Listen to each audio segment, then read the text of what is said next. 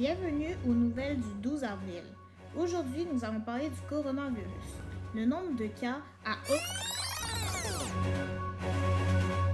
Nous interrompons ce bulletin de nouvelles afin de vous communiquer une nouvelle importante.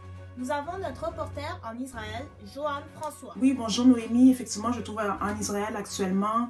En fait, vous vous rappelez de Jésus-Christ qui est décédé et crucifié il y a 2000 ans? Eh bien, on a appris une nouvelle vraiment magnifique, une bonne nouvelle enfin concernant Jésus. Un dimanche, 3 femmes, dont l'une se nomme Marie de Magdala, se sont rendues à la tombe de Jésus. Arrivées sur place, elles ont trouvé la grosse pierre roulée. Le tombeau était ouvert. Inutile de vous décrire le choc de ces femmes, d'autant plus que le tombeau était vide. Vide? Oui, vous avez bien compris, vide.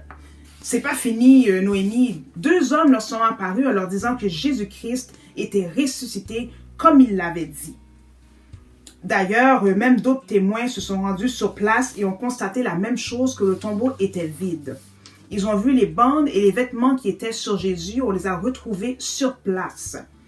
À ce moment, Noémie, ils ont réalisé que Jésus était réellement vivant. Oh, wow! En fait, on parlait de Marie de Magdala un peu plus tôt.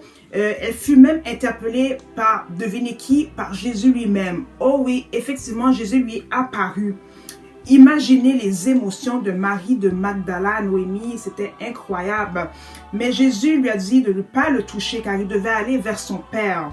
Mais par contre, il lui a donné cette mission, celle d'aller annoncer aux disciples qu'il allait vers son Père et qu'il était ressuscité. Et évidemment, c'est ce qu'elle a fait. Elle est partie annoncer aux disciples que Jésus-Christ est ressuscité. Il faut ajouter aussi qu'il y a de nombreuses victimes de cette résurrection. Vol, mensonge, méchanceté, tromperie, tricherie, colère, rébellion, maladie, peur, etc. En fait, celui qui se confie en Jésus-Christ a pouvoir sur toute chose qui porte un nom. Donc, Joanne, que pouvons-nous conclure de cette nouvelle? En fait, Noémie, ce qu'on peut retenir de cette histoire, c'est que Pâques, c'est pas une histoire de chocolat, de lapin de Pâques. C'est une histoire que Jésus est mort et ressuscité pour sauver l'humanité de ses péchés. Donc, il nous donne une mission, comme il a dit à Marie de Magdala, aller annoncer aux disciples qu'il est ressuscité. Donc, on a la même mission, dans le fond, c'est d'aller annoncer que Jésus est ressuscité. En fait, il est mort pour moi, il est mort pour tous ceux qui écoutent ce bulletin de nouvelles. Il est mort et ressuscité pour tous les enfants qui écoutent également.